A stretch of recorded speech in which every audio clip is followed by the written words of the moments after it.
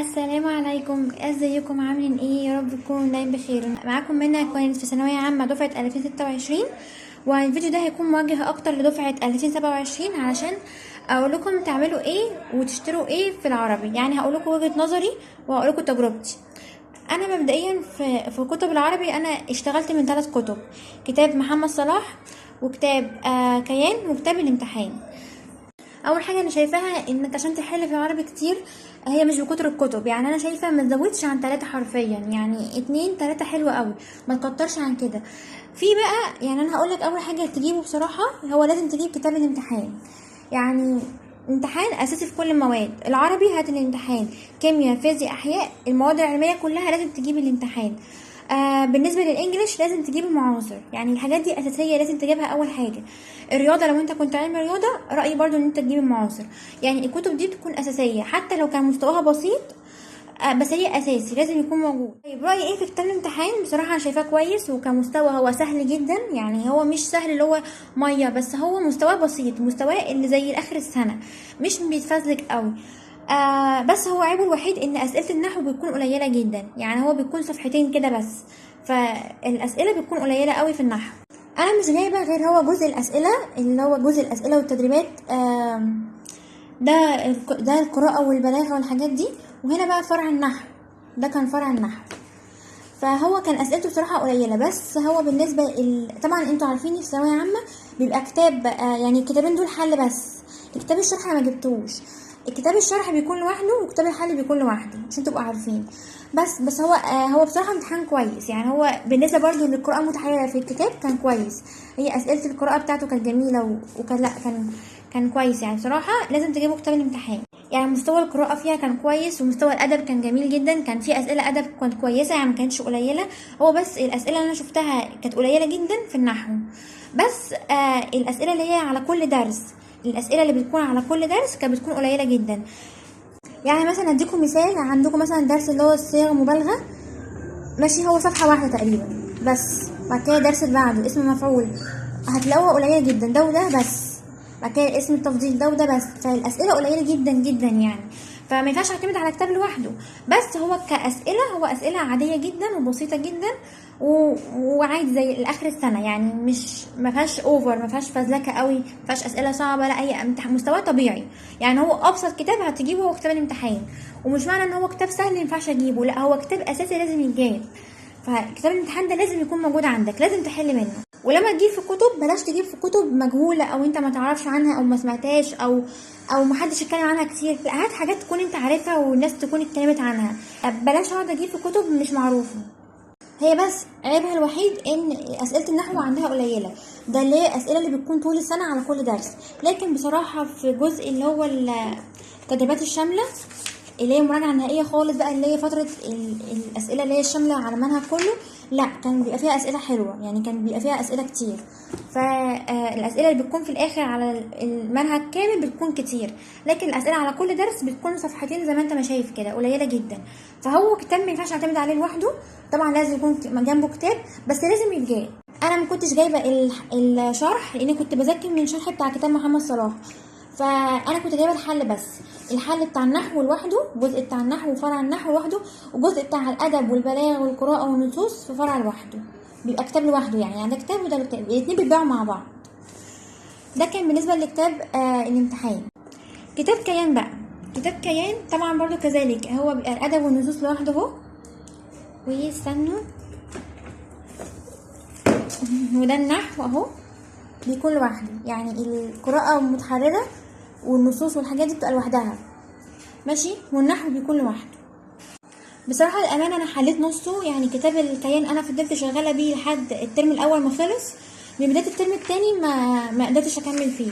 بصراحه ما انصحكش انت تجيبه تماما. هو طبعا الكتاب بيبقى الشرح هنا، ده الشرح، والحل بعدها على طول. الدرس اللي بعده برضو، يعني مثلا نجيب واحده تانية، مثلا الوحده دي الشرح بتاعها، بعد كده الحل بتاعها، ماشي. مش زي كتاب الامتحان الحل لوحده والشرح لوحده، لا ده الشرح بالحل كله مع بعض. ليه بقى ما انصحكش ان انت تجيبه؟ لان هو ملوش لازمه. يعني حقيقي هو مش معقد، هو اسئلته جميله جدا بصراحه. يعني اللي بيحب العربي واللي متاسس كويس في العربي وكان بيذاكر عربي قبل كده، يعني مثلا عارف كانوا اخواتها مبتدأ والخبر والحاجات دي، كده كده كله بيكون موجود في ثالثه ثانوي. يعني المنهج كله اللي انت خدته، يعني منهج العربي النحو كله اللي انت خدته في اعدادي ابتدائي وثانوي كله كله هيكون موجود في ثالثه. فما تشيلش هم لو انت كنت مقصر قبل كده، بس اللي متاسس كويس هيعرف يحل فيه كويس. ملهوش لازم بقى في نقطه ان هو صيغته مش زي اخر السنه. يعني هو مثلا يجي يجيب لك جملتين يقول لك اعرب الكلمه دي والكلمه دي وشبه بعض، مش بيجي كده اخر السنه، يعني الصيغه دي مش بتيجي في اخر السنه. فانا شايفه ان هو ملوش لازمه ان هو يتجاب. يعني ما حاسه انا ما استفدتش منه حاجه، هو انت بس بتمرن او بتطور في اللغه العربيه اكتر. بس هو انت ممكن تحل في كتب تانية، ممكن احل في كتب تانية مقاربه اكتر للامتحان زي كتاب الامتحان، وممكن كتاب مدرسك. انا شايفه كده كفايه بصراحه، يعني كتاب تاني ما كانش ليه لازمه بصراحه، يعني ما رشحكش انت تجيبه تماما، لا. يعني انا شايفاه انه مستواه مش زي اخر السنه. مش قصدي ان هو مستواه صعب قوي واخر السنه بسيط، مش قصدي كده، قصدي صيغه الاسئله نفسها والافكار اللي بتيجي مش بتيجي في اخر السنه كده. يعني الاقرب او اللي انا ارشح لك ان انت تجيبه هو الامتحان، اسئلته بسيطه جدا وزيها زي اخر السنه، يعني نفس النمط كده، فاهم؟ بيكون نفس النمط. لكن كتاب كيان ملوش لازمه، يعني انت جبته او ما جبتوش مش هيأثر اصلا. ماشي، فكده كتاب كيان. طيب انا بقى كنت مع مين في العربي؟ انا كنت بصراحه مشتركه في المنصه مع محمد صلاح، مع مستر محمد صلاح. فانتوا لو هتسالوني مثلا تاخدوا منصه يعني في العربي ولا تنزلوا سنتر، انا كنت زيكم في الاول، كنت شايفه ان العربي ما ينفعش يتاخد منصه وكده ولازم على ارض الواقع وكده. كانت اول مره في حياتي اجرب منصه عامه في العربي، هي ثالثه ثانوي. وعادي، شايفاها عادي، يعني هي العربي ماده بسيطه خفيفه، مش بتاخد مجهود قوي في المذاكره زي الكيمياء والفيزياء. فتاخد منصه على ارض الواقع مش هتفرق، يعني شوف المدرس اللي انت هترتاح له. لو انت اول حاجه، يعني حاول تتجنب الاونلاين على قد ما تقدر. حاول تخلي الاونلاين دايما ببدايه الترم التاني في الاخر كده في شهر واحد، بلاش تاخد اونلاين من الاول. لو عندك مدرس كويس على ارض الواقع في سنتر خد معاه، لو ما عندكش مدرس كويس فالجأ بقى للمنصه وشوف مدرسين المنصه.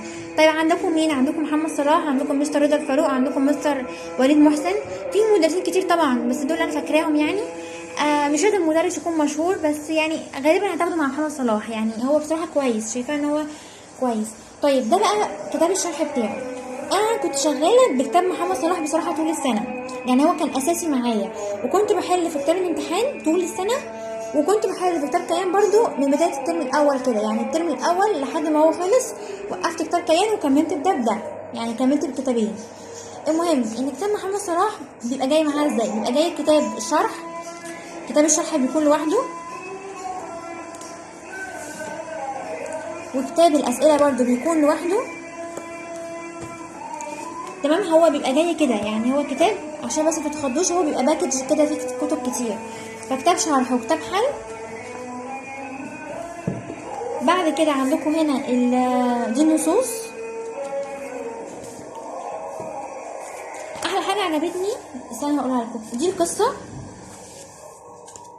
ودي اكتر حاجه عجباني بقى في دي، ان هي بيبقى عامل قفزه بتجمع فيها كل المعلومات. ونصيحه مني، تجمع من اول السنه معلوماتك، يعني بجد ما تستناش ان حد يجمع لك، او ما تستناش ان انت تاخد من PDF او حاجه، او من ناس كاتباها تقوم تاخدها منهم، لا. وانت في اول حصه كده في اول يوم في الثانويه عامه اكتب ملاحظاتك اول باول، هيفيدك والله هتيجي في ليله الامتحان يبقى انت مجمعها كلها في كشكول وهترتاح جدا. ماشي، دي بقى اسئله الثانويه عامه، كان برضو بيجيبها على كل درس، يعني مثلا دي درس كده باخواتها، كل دي اسئله الثانويه عامه اللي وردت عليه، لان فيا بيجيبها يعني المحل اقرب الجمل، كل دي اسئله يعني هو مجمعهم كلهم في مكان واحد.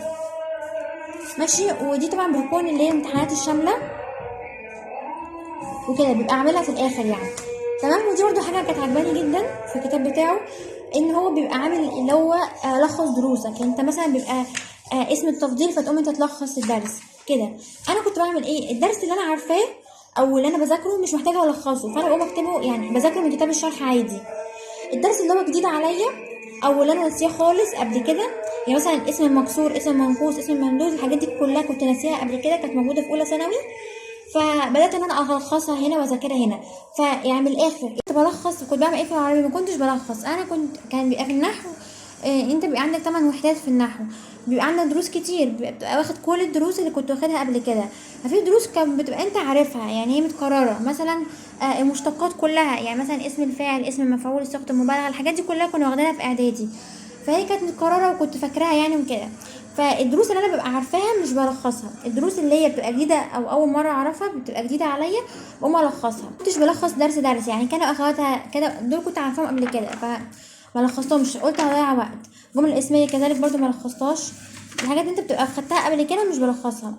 مثلا المفعول فيه ده كان جديد اول مره ناخده فكنت بلخصه. الدروس اللي انت يعني مش لازم تلخص كل حاجه، انا كنت بلخص اللي انا مش عارفاه، الدروس اللي هي اول مره اشوفها او جديده عليا او اللي انا مقلقه فيها قوي يعني مش مذاكراها قوي او اللي انا عارفه ان انا هنساها بلخصها هنا بس كده. فده كان محتويات المحاضره الاولى. المحاضره الاولى ايه يا رب، الترم الاول. ده كان محتويات الترم الاول بتاع محمد صلاح، كتاب الشرح، كتاب الحل، وايه والاحفاده بقى، يعني ده كتاب ومراته ودول احفادهم بقى وعيالهم. ماشي. فهو بيبقى الكتاب جاي معاه اكتر من كتاب، يعني الباكج بيبقى فيه كتب كتير. ده كده كان الترم الاول، استنى نحطها فوق زي ما كنت حطاها. ده كده كان الترم الاول، ده زيهم بالظبط الترم التاني، يعني اهو كتاب الشرح، كتاب الحل، كتاب الاسئله، ده كتاب النصوص، ده كتاب القصه، ده الامتحانات الشامله اللي بتكون موجوده في الاخر، ده برضو اللي هو الكشكول بتاع اللي هو لخص بنفسك كده. فانت بتلخص الحاجات اللي انت بقى ايه يعني عايز تلخصهم كلهم، تلخص كل الدروس ماشي، بس انا مش بحب التلخيص، فانا كنت بكتب الدروس اللي انا اول مره اخدها. ماشي. ودي اسئله اللي بتكون اسئله ثانويه عامه، ودي طبعا بتكون القاف بصراحه ده كان جميل جدا، يعني اكتر حاجه عجباني في الكتاب الحاجات دي، بتجمع الملاحظات النحو كلها. بس يا ريت تكتبها بايدك، اكتبها بايدك ما تخليش حد يكتب لك. ماشي. ده كده كان كتاب محمد صلاح الترم الاول. ده الترم التاني، دي بقى فتره المراجعه النهائيه. فانا حاسه ان انا بصراحه ملهاش لازمه لو انا اتكلمت في المراجعه النهائيه وكده دلوقتي ان لسه بدري. فخلينا دلوقتي من اول السنه. اول السنه هتعمل ايه؟ هما كتابين، ما تجيبش كتب كتير وما تشتتش نفسك، لو جبت كتب كتير هتشتت نفسك في الاخر ومش هتعرف تحل حاجه. هما كتابين بس في اول السنه، كتاب اساسي بتاع مدرسك وكتاب تاني اضافي اللي هو كتاب الامتحان بس كده. اخر حاجه بقى عشان اقفل الفيديو عشان ما اطولش عن كده، يفضل او لازم يعني يا ريت يعني تعمل كشكول لكل ماده. الكشكول ده بقى بكتب فيه ايه؟ بصوا الكشكول مبدئيا انا كنت بكتب اول حاجه الملاحظات اللي كانت عندي، بعد كده قلت اكتبها في القفساء، اكتبها كلها في مكان واحد. بعد كده بدات ان انا اكتب السؤال بالاختيارات بتاعته والاسئله اللي انا غلطانه فيها، وهكذا بقى. كل دي اسئله، يعني كل دي اخطاء بتاعتي، سؤال باجابه، سؤال باجابه، سؤال باختياراته كمان. فكنت بكتب اخطائي. طب الاخطاء دي بجيبها منين؟ لو انا غلطت في كتاب الامتحان بعمل عليها اكس ومش بكتبها، يعني مش بنقلها هنا، ما هي موجوده في الكتاب. لو انا غلطت مثلا في الكتاب بتاع محمد صلاح بعمل عليها شرطه كده او اكس صغيره عشان ارجع لها تاني، مش بكتبها هنا. طب انا بكتب هنا ايه؟ الاسئله اللي هي كانت بتكون موجوده في الامتحانات الحصه اللي بتكون موجوده على المنصه، بغلط بيبقى فيها اخطاء عندي فبقوم انقلها هنا، انقل السؤال بالاجابه بتاعته بالتفسير. يعني انا حتى كنت بكتب بالعاميه، يعني مثلا ادي سهم واكتب مثلا كذا كذا، فاهم؟ يعني اشرح عادي بنفسك بالعاميه، ده الكشكول بتاعك اكتب فيه براحتك كده. فكنت بقعد اكتب جنبها بالعربي عادي واشرح لنفسي. فلازم يكون عندك كشكول للاخطاء، سؤال قابلته في الجروب، سؤال قابلته في حته او كده، حاجه مش موجوده عندك تقوم تنقل الاخطاء بتاعتك هنا. يعني الاخطاء اللي بنقلها في الكشكول بتكون اسئله موجوده على الموبايل، اسئله موجوده على المنصه، اسئله موجوده في كويزات على المنصه او كده، حاجه بتكون مش معايا ورق فبنقلها معايا في الكشكول هنا بس كده. وكنت كمان عامله، اتكلمت كتير قوي النهارده. بصوا كنت عامله كمان اجنده كاتبه فيها معاني الكلمات اللي هي كانت بتقابلني في الورق ده. ايه ده كله اهي المعاني الكلمات اللي كانت بتقابلني في القراءه والنصوص والادب. كانت في معاني كلمات كانت بتقابلني فممكن اكتبها، مثلا كلمه ساوي يعني مثلا مقيم او قاعد، الحاجات دي كانت بتيجي كتير فانا كنت بنقلها بقى وبحفظها وانا بكتبها بس. يعني دي اجتهاد شخصي، عايز تعملها برضو اعملها، بصراحة كانت كويسة. اعملها بقى في كشكول صغير لان الاجندة ما يعني هي كانت كتير اساسا على الكلمات اللي انا طلعتها، فاعملها في كشكول صغير او اعملها في نفس الكشكول من ورا مثلا، يعني ما تكترش وتعمل كشاكيل ومصادر كتير عشان ما ترخمش نفسك. كشكول حلو يبقى كشكول كبير زي كده، اكتب فيه اخطائك اللي هي مش في الكتاب، لا ما هو معاك في الكتاب، انت اللي في الكتاب غلطه غلطتها في الكتاب بتعمل اكس، ما بتنقلوش في حته، خلاص هو في كتابك. بكتب بنقل الاخطاء اللي انا بقابلها على النت، حليت سؤال غلطت فيه فبقوم انقله هنا بالفكره بتاعته بالاختيارات بتاعته، ما تكسلش. ماشي. بس وممكن تجيب في الاخر حبه كده ورق وتكتب فيها معاني الكلمات اللي هتقابلك كتير وتحفظها، عشان يبقى عندك حصيله كلمات كتير. في معاني كلمات مثلا بتكون موجوده في الادب لازم تبقى عارف معناها، تبقى فاهم. يعني مثلا